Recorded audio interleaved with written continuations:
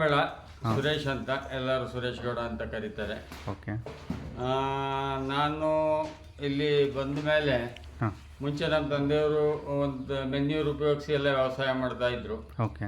ನಾನು ಬಂದ ಮೇಲೆ ಒಂದು ಕೆಮಿಕಲೈಸ್ಡ್ ಏನು ಇದೆ ಬಿಟ್ಬಿಡ್ಬೇಕು ಅಂತ ತೀರ್ಮಾನ ಮಾಡಿ ನಾನು ಜೀರೋ ಕಲ್ಟಿವೇಶನ್ ಮಾಡಕ್ಕೆ ಹೊರಟಾಗ ಇದು ಕೆಮಿಕಲ್ಲು ನೀವು ಬಿಡಕ್ಕೆ ಉದ್ದೇಶ ಏನು ಕಾರಣ? ನಮ್ಮ ಪಕ್ಕದವ್ರದ್ದು ತೋಟ ಅವರು ಕೆಮಿಕಲ್ ಕೊಡ್ತಿದ್ರು. ರೋಗ ಬಂದ್ಬಿಟ್ಟು ತೋಟ ಎಲ್ಲ ಹೋಗೋ ಸ್ಟೇಜಿಗೆ ಬಂದ್ಬಿಟ್ಟು ಇಲ್ಲೇ ನಮ್ಮ ತೋಟದ ಪಕ್ಕ ಪದೇನಹಳ್ಳಿ ರಂಗಣ್ಣವ್ರು ಅಂತಿದ್ದಾರೆ. ಅವ್ರ ತೋಟ ಹೋಗೋ ಸ್ಟೇಜಿಗೆ ಬಂತು. ಹೋಗಿ ನೋಡಿದಾಗ ನಾವು ಹೋಗಿ ಏನು ತೋಟ ಹಿಂಗಾಯ್ತು ಅಂತ ಕೇಳಿದಾಗ ಅವರು ಕೊಟ್ಟಿಗೆ ಗೊಬ್ಬರನೇ ಕೊಡ್ತಿರ್ಲಿಲ್ಲ, ಸೀಮೆ ಗೊಬ್ಬರ. ಯಾಕೆಂದ್ರೆ ಅವ್ರಿಗೆ ನೋಡ್ಕೊಳ್ಳೋರಿರ್ಲಿಲ್ಲ, ವಯಸ್ಸಾಗಿತ್ತು ಯಜಮಾನ್ರಿಗೆ. ಹಂಗಾಗಿ ಅದನ್ನ ನೋಡ್ಬಿಟ್ಟು ಅವತ್ತೇ ನಾನು ಒಂದು ತೀರ್ಮಾನಕ್ಕೆ ಬಂದೆ, ಮಾಡಿದ್ರೆ ಸಾವಯವ ಕೃಷಿ ಜೀರೋ ಕಲ್ಟಿವೇಶನ್ ಮಾಡಬೇಕು. ಅವತ್ತು ತೀರ್ಮಾನ ಮಾಡಿ ಒಂದು 3 ವರ್ಷ ಒಂದು ತೋಟ ಸಹಜ ಸ್ಥಿತಿಗೆ ಮರಳಬೇಕಾದ್ರೆ ಬಹಳನೇ ಶ್ರಮ ವಹಿಸಿದೆ. ಇಳುವರಿ 3 ವರ್ಷ ಫುಲ್ ಕುಂಠಿತ ಆಗುತ್ತೆ. ಅಂದ್ರೆ ತಾಳ್ಮೆ ಇರಬೇಕು, ಟೈಮ್ ತಾಳುತ್ತೆ ಜಾಸ್ತಿ. ಹೌದು, ಅದಂತೂ ಅಕ್ಷರ ಸತ್ಯ. ಇವತ್ತು ಯಾವುದೇ ಆಗಲಿ, ಒಂದು ನೀರಿನಾಗೆ ಆಗಲಿ, ಗೊಬ್ಬರದಾಗೆ ಆಗಲಿ, ಒಂದು ತೆಂಗಿನ ಮರ ಆಗಲಿ, ಒಂದು ಅಡಿಕೆ ಮರನೇ ಆಗಲಿ, ಒಂದು ಏಟ್ ತಗೊಂಡು ಅಂದರೆ ಅದು ತೇರಿಸ್ಕೋಬೇಕಾದ್ರೆ ಅದರ ಟೈಮ್ ಅದಕ್ಕೆ ಬೇಕೇ ಬೇಕು. ಒಂದು 3 ವರ್ಷ 4 ರಿಂದ 5 ವರ್ಷ ಬೇಕೇ ಬೇಕು. ಸಹಜ ಕೃಷಿ ಅಥವಾ ಸಾವಯವ ಮಾಡ್ತೀವಿ ಅಂದ್ರೆ ಸ್ವಲ್ಪ ತಾಳ್ಮೆ ಇರಬೇಕು, ಟೈಮ್ ಫಸ್ಟ್ ತಾಳ್ಮೆ ಇರಬೇಕು. ಗೊಬ್ಬರ ಹಾಕ್ಬಿಟ್ಟೆ, ನಾನು ಜೀವಾಮೃತ ಹಾಕ್ಬಿಟ್ಟೆ, ನನ್ನ ತೋಟ ಕರ್ಗೆ ಕಾಣಿಸ್ಲಿಲ್ಲ, ಕೆಂಪಿಗೆ ಐತೆ ಅಂದ್ರೆ ಅದ್ರಂತ ಇಲ್ಲ. ಆಮೇಲೆ ಎರಡನೇದಾಗಿ ನಮ್ಮಲ್ಲಿ ಕೆಲವರು ಎರೆಹುಳ ಗೊಬ್ಬರ ಅಂತ ಹೋಗ್ತಾರೆ. ನಿಜಕ್ಕೂ ಎರೆಹುಳು ಗೊಬ್ಬರ ಯಾರು ಏನು ಹುಡಿಕೊಂಡು ಹೋಗ್ಬೇಕಾಗಿಲ್ಲ, ದುಡ್ಡು ಕೊಟ್ಟು ತಂದಬೇಕಾಗಿಲ್ಲ. ನಾವು ಏನಿದೆ ಮಾರ್ಕೆಟ್ನಲ್ಲಿ ಕೆಲವು ಸಿಗ್ತಾರೆ, ಆ ಲಿಕ್ವಿಡ್ ಹಾಕಿ ಈ ಲಿಕ್ವಿಡ್ ಹಾಕಿ ನಿಮ್ಮ ತೋಟ ಹಂಗಿಳುವರಿ ಬರುತ್ತೆ, ಹಿಂಗೆ ಇಳುವರಿ ಬರುತ್ತೆ. ನಿಜಕ್ಕೂ ಎರಡು ನಮ್ಮ ಮಹಾರಾಷ್ಟ್ರದ ಬಾರ್ಡರ್ನಲ್ಲಿ ಒಬ್ರು ಅದೃಶ್ಯ ಕಾಡ ಸಿದ್ದೇಶ್ವರ ಸ್ವಾಮೀಜಿ ಮಠದಲ್ಲಿದ್ದಾರೆ. ಕೆಲವು ಹೇಳ್ತಾರೆ ನಾವು ಕಳೆನಾಶಕನ ಹೇಗೆ ಇದು ಮಾಡ್ಕೋಬೇಕು, ಜೀವಾಮೃತ ಹೇಗೆ ಮಾಡಬೇಕು. ನಿಜಕ್ಕೂ ಅವ್ರು ಹೇಳಿದ ರೀತಿನಲ್ಲಿ ಮಾಡಿದ್ರೆ ನಾವು ಎರೆಹುಳಿಗೆ ಗೊಬ್ಬರನೂ ತರಬೇಕಾಗಿಲ್ಲ.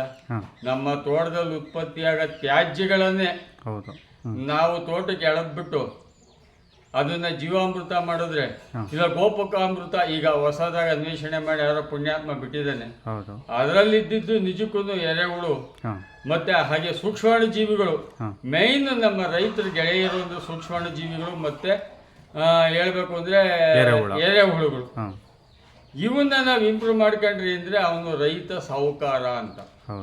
ನಿಜಕ್ಕೂ ನೀನು ವರ್ಷಕ್ಕೆ 1 ಸಾರಿ ಹಾಕೋ ಗೊಬ್ಬರನ 2 ಸಾರಿ ಹಾಕ್ಬಿಟ್ಟು ಜೀವಾಮೃತ ವರ್ಷಕ್ಕೆ, ಇಲ್ಲ ಗೋಪಕಾಮೃತ ವರ್ಷಕ್ಕೆ 3 ಸಾರಿ ಹಾಕೊಂಡು ಬಂದ್ಬಿಟ್ರೆ 2 ಸಾರಿ, ನಿಜಕ್ಕೂ ಅವನು ಶ್ರೀಮಂತ ರೈತ ಅಂತ. ಎಲ್ಲದರಲ್ಲೂ ಅವನ ಆರೋಗ್ಯದಾಗಲಿ, ಇನ್ನೊಂದಾಗ್ಲಿ, ಮತ್ತೊಂದಾಗ್ಲಿ, ಆ ಥರ ಒಂದು ಇಳುವರಿ ಒಂದು ನಮ್ಮಲ್ಲೇ ಸೃಷ್ಟಿಯಾಗುತ್ತೆ. నేను మెచ్చి నన్నే మెచ్చేటోడా ఇట్టే వస్తారా నీ వెంట,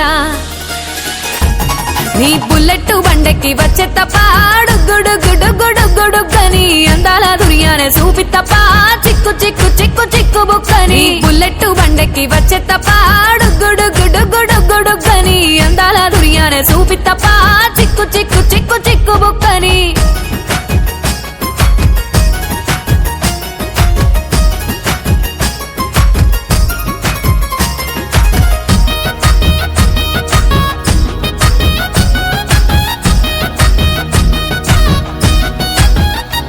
చెరువు కట్ట పొంటిచే మంతివానం బంతివానం చే మంతివానం చే మంతులు దెంపి దండ అల్లుకున్నా అల్లుకున్నులో అల్లుకున్నా. మా ఊరు భాగం జూన మల్లెవానం మల్లెవానములో మల్లెవానమ్మ మల్లెలు దెంపి బొల్లో నింపుకున్నా నింపుకున్నులో నింపుకున్నా. నువ్వు నన్నేలుకున్నావు రో, దండ మెల్లో నయ్యేస్తాను రో, నేను నీ ఏలు పట్టుకొని మల్లె జల్లో నయ్యేదాను రో.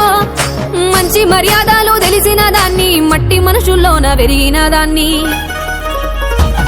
నీ బుల్లెట్ బండెక్కి వచ్చే తప్ప గుడుగుడుగుడుగుడుగుడుగని అందాల దుర్యానే చూపి తప్ప చిక్కు చిక్కు చిక్కు చిక్కు బుక్కని బుల్లెట్ బండెక్కి వచ్చే తప్ప గుడుగుడుగుడుగుడుగని అందాల దుర్యానే చూపి తప్ప చిక్కు చిక్కు చిక్కు చిక్కు బుక్కని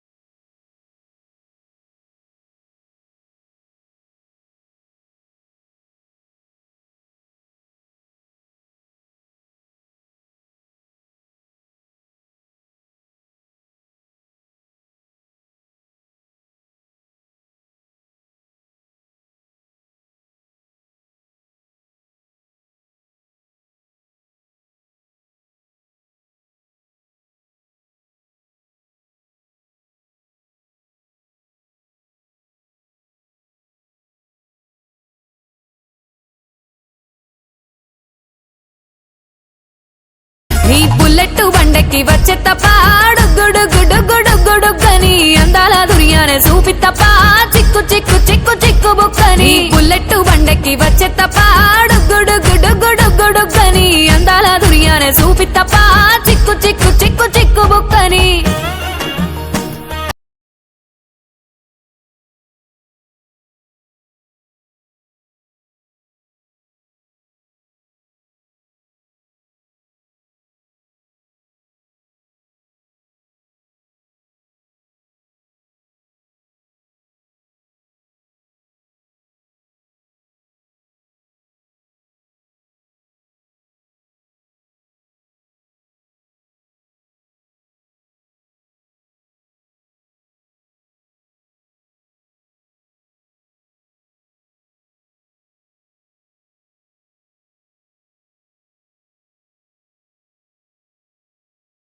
ఏడు జన్మాలు నీకిచ్చుకుంటా నీ తోడులో నన్ను నేమెచ్చుకుంటా నీ బుల్లెట్ బండెక్కి వచ్చే తప్ప గుడుగుడుగుడుగుడుగని అందాల దుర్యానే చూపి తప్ప చిక్కు చిక్కు చిక్కు చిక్కు బుక్కని బుల్లెట్ బండెక్కి వచ్చే తప్ప గుడుగుడుగుడుగుడుగని అందాల దుర్యానే చూపి ತಪ್ಪ ಚಿಕ್ಕು ಚಿಕ್ಕು ಚಿಕ್ಕು ಚಿಕ್ಕು ಬುಕ್ಕನಿ ಮಾಡಿದ್ವಿ ಚಿಕ್ಕದಾಗಿ ಮಾಡಿ ಅದು ಒಳ್ಳೆ ಅಭಿಪ್ರಾಯ. ಕಾಯಿಲೆ ಇರೋವನ್ನೇ ಒಂದು ಸಪ್ರೇಟ್ ಮಾಡಿಬಿಡೋದು. ಹೌದು. ಈಗ ಜ್ವರ ಬಂತು ಉಚ್ಕೊಳ್ತು ಅದ್ ನಾವು ಟ್ರೀಟ್ಮೆಂಟ್ ಕೊಟ್ಟಾಗ ಗುಂಪಲ್ಲಿ ಇದ್ದಾಗ ನಾವು ಅಬ್ಸರ್ವ್ ಮಾಡೋದಿಕ್ಕಾಗಲ್ಲ, ನೋಡ್ಲಿಕ್ಕಾಗಲ್ಲ. ಅದಕ್ಕೆ ಏನ್ ಮಾಡಿದೆ ಅವನ್ನೇ ಸಪ್ರೇಟ್ ಬಿಡೋದಿಕ್ಕೆ ಇದು ಚಿಕ್ಕದಾಗಿ ಮಾಡಿದೆ. ಹೌದು. ಎಷ್ಟು ಕುರಿ ಸಾಕ್ತಾ ಇದ್ದೀರಣ್ಣ ಈ ಈಗ 40 ಕುರಿ ಸಾಕ್ತಾ ಇದ್ದೀವಿ. 40. ಸೊ ಇದರಲ್ಲಿ ಕಂಫರ್ಟಬಲ್ ಆಗಿ ಆರಾಮಾಗಿ 40 ಕುರಿ ಸಾಕ್ಬೋದು. 40 ಅಲ್ಲ, ಒಂದು 65 ಸಾಕ್ಬೋದು. ಬಟ್ ನಾವು ಸಾಕು ಅಂತಂದೆ ಅವರೇಜ್ 50 ಸಾಕ್ಬೋದು. ಅವರೇಜ್ 50ರಿಂದ 60 ಆರಾಮಾಗಿ ಮೇಯಿಸ್ಬೋದು. ಓಕೆ. ಇದು ಚಾಪ್ ಕಟರ್ ಯೂಸ್ ಮಾಡ್ತೀರಲ್ವಾ ಮೇವಕ್ಕೆಲ್ಲ? ಮೇವು ಕಟ್ಟಿಂಗ್ ಮೇವು ಏನು ಅಂದ್ರೆ ಮೇವು ನೀವೇ ಬೆಳ್ಕೊಂತೀರಾ? ಮೇವು ನಮ್ಮಲ್ಲೇ ಇದೆ. ಸೆಡೆ, ರಾಗಿ, ತೆಂಗಿನ ಗಿಡದಲ್ಲಿ ರಾಗಿ ಹಾಕೊಂಡ್ಬಿಡ್ತೀವಿ. ಓಕೆ. ಮೇವು ರಾಗಿ ಕಡ್ಡಿ ಕೊಯ್ಕೊಂತೀವಿ, ಮುಸ್ಕಿನ ಜೋಳ ಬೆಳ್ಕೊಂತೀವಿ. ಹಂಗೂ ಶಾರ್ಟೇಜ್ ಬಂದ್ರೆ ಅಲ್ಪ ಸ್ವಲ್ಪ ಕೊಳ್ತೀವಿ. ಫೀಡ್ಗೆ ಎಕ್ಸ್ಟ್ರಾ ದುಡ್ಡೇನು ಖರ್ಚು ಮಾಡ್ತಾ ಇಲ್ಲ. ಫೀಡ್ಗೆ ಅಂದ್ರೆ ಇನ್ನೊಂದು ಮಾರೋದಕ್ಕೆ ಇನ್ನೊಂದು ಸ್ವಲ್ಪ ಇನ್ನಂತೆ 20 ದಿವಸ ತಿಂಗಳಿದೆ ಅಂದಾಗ ಅವಾಗ ಫೀಡ್ ಕೊಡಕ್ ಶುರು ಮಾಡ್ತೀವಿ. ಒಂದು ಸ್ವಲ್ಪ ಮರಿ ಗಟ್ಟಿ ತೂಕ ಬರಲಿ ಅಂತ ಅಷ್ಟು ಮಾಡ್ತಾ ಇದ್ದೀವಿ. ಸೊ ಕಡಿಮೆ ಖರ್ಚಲ್ಲೇ ನಿಮ್ಗೆ ಮೇಂಟೈನ್ ಆಗ್ತಾ ಇದೆ.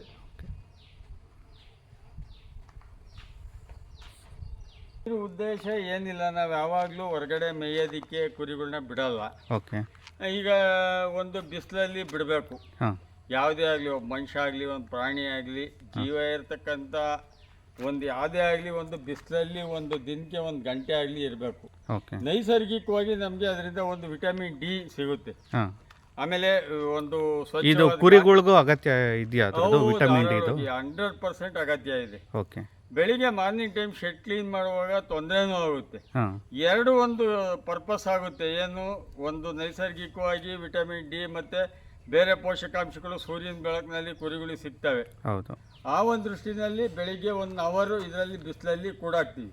ಈಗ ಮಳೆ ಹಿಡ್ಕೊಂಡ ಕಾರಣ ಈಗ ತಿಂಗಳಿಂದ ಬಿಟ್ಟಿಲ್ಲ. ನಾಳೆಯಿಂದ ಮತ್ತೆ ಇದನ್ನ ಸೊ ಇದಕ್ಕೆ ಬಿಟ್ಟು ವಿಟಮಿನ್ ಡಿನೂ ಸಿಕ್ತು, ಆಮೇಲೆ ಆ ಟೈಮಲ್ಲಿ ಶೆಡ್ ಕ್ಲೀನ್ ಮಾಡಿ ಮತ್ತೆ ಶೆಡ್ಗೆ ಬಿಟ್ಬಿಡೋದು. ಎರಡೊಂದು ಕೆಲಸ ಆಗುತ್ತೆ. ಹೌದು. ಈ ಕುರಿ ಗೊಬ್ಬರ ಎಲ್ಲ ನೀವು ನಿಮ್ಮದೇ ತೋಟಕ್ಕೆ ಯೂಸ್ ಮಾಡ್ತೀವಿ ನಮ್ಮದೇ ಅಂದ್ರಲ್ಲ? ತೋಟಕ್ಕೆ ಯೂಸ್ ಮಾಡ್ತೀವಿ ಸರ್. ಹಾಂ, ನಮ್ದು ಹೆಚ್ಚು ಕಮ್ಮಿ ಅರ್ಧ ತೋಟಕ್ಕೆ ಓಕೆ. ಆಗುತ್ತೆ ಇದು ಗೊಬ್ಬರ. ಹಾಂ, ಇದೆಲ್ಲ ಸಾವಯವದಲ್ಲೇ ಬೆಳೆದಿರೋ? ಹೌದು, ಸಾವಯವದಲ್ಲೇ ಸರ್. ನಮ್ಮಲ್ಲಿ ರೈತರು ಒಂದು ಸಸಿ ಬೆಳೆಸೋದಕ್ಕೂ ಒಂದು ಹಿಂದೆ ಮುಂದೆ ನೋಡ್ತಾರೆ. ಓಕೆ. ಏನು ಅಂದರೆ ಇವತ್ತು ನಾವು ಒಳ್ಳೆ ಒಂದು ಸೀಡ್ಸು ಮಾಡಿ ಹಾಂ. ಬೆಳೆಸ್ಬೇಕು. ಇದು ಏನಿದೆ ಹಳೇದು ಮರಗಳು ಎಲ್ಲನ ನಾವು ಪರ್ಚೇಸ್ ಮಾಡಿ ಇಟ್ಟಿರ್ತಕ್ಕಂಥ ಮರ. ಓಕೆ. ನನ್ನ ಅನುಭವಕ್ಕೆ ಅಂಥ ಉತ್ಕೃಷ್ಟವಾದ ಬೆಳೆ ಇದರಲ್ಲಿ ಬರ್ತಾ ಇಲ್ಲ. ಹಾಂ, ಅದಕ್ಕೆ ಎಲ್ಲ ಹೊಸದಾಗಿ ಅದನ್ನು ತೆಗೆದು ಬಿಡಬೇಕು ಅನ್ನೋ ದೃಷ್ಟಿನಲ್ಲಿ ಓಕೆ. ನಾನು ಸ್ವಂತ ಒಂದು ನರ್ಸರಿ ಮಾಡಿ ಹಾಂ, ಸಸಿಗಳನ್ನ ಹಾಂ, ಇಟ್ಟುಬಿಟ್ಟು ಈಗ ಬೆಳೆಸ್ತಾ ಇದ್ದೀನಿ. ಓಕೆ. ಇದೆಲ್ಲ ಎಷ್ಟು ಗಿಡದ್ದು, ಎಷ್ಟು ವರ್ಷದ್ದು ಈ ಗಿಡ? 2 ವರ್ಷದ ಗಿಡಗಳು ಇವು. ನಿಜಕ್ಕೂ ಯಾರು ಹೇಳಿದ್ರು ನಂಬಲ್ಲ. ಅದಕ್ಕೆ ಕೇಳಿದೆ ನಾನು. 2 ವರ್ಷದ ಸಸಿ ಅಂದರೆ ಹಾಂ. ಹತ್ತತ್ರ ಒಂದು 12 ಅಡಿ ಮೇಲೋಗಿದೆ ಇದು. ಹೌದು, 12-13 ಅಡಿ ಇದೆ 2 ವರ್ಷದ ಸಸಿ. ಅದಕ್ಕೆ ಕೇಳಿದೆ. 2 ವರ್ಷದ್ದು ಅಂದರೆ ನಂಬಕ್ಕೆ ಆಗ್ತಾ ಇಲ್ಲ. ಹೌದು. ಎಲ್ಲ 2 ಸಾವಯವ. ವರ್ಷ 3 ತಿಂಗಳಾಗಿದೆ ಕರೆಕ್ಟಾಗಿ. ಹಾಂ, ಮಳೆಗಾಲ ಕಮೆನ್ಸ್ ಆಗಿ ಇಟ್ಟಿದ್ದು ಹಾಂ. ಸರ್. ಇದು ಆ ಮಧ್ಯ ಇರೋದು ಸಹ ಲಾಸ್ಟ್ ಇಯರ್ ಇಟ್ಟಿರೋದು ನೋಡಿ. ಅದು ಎಷ್ಟು ದೊಡ್ಡದಾಗಿದೆ. ಹೌದಾ? ಹ್ಞೂ, ಈ ಲೈನು ಆ ಲೈನು ಇದು ಎಷ್ಟು ದಿನ ಆಗಿರ್ಬೋದು ಈ ಲೈನ್ ಇಟ್ಟು? ಸರ್ ಆ ಲೈನ್ ಇಟ್ಟು 1 ವರ್ಷ ಆಗಿದೆ. ತುಂಬ ಚೆನ್ನಾಗಿ ಬಂದಿದೆ. ಸಾವಯವ ನೈಸರ್ಗಿಕ ಕೃಷಿ ಮಾಡ್ತಾ ಇರೋದಕ್ಕೆ, ಸೊ ಕೆಮಿಕಲ್ ಫ್ರೀ ನಿಮ್ಮ ತೋಟ, ಹೌದು, ಅದಕ್ಕೆ ಇಷ್ಟು ಆರೋಗ್ಯವಾಗಿದ್ದಾವೆ ಗಿಡ, ಹೆಲ್ತಿ ಆಗಿದ್ದಾವೆ. ಹೌದು, ಹೌದು, ಹೌದು ಸರ್.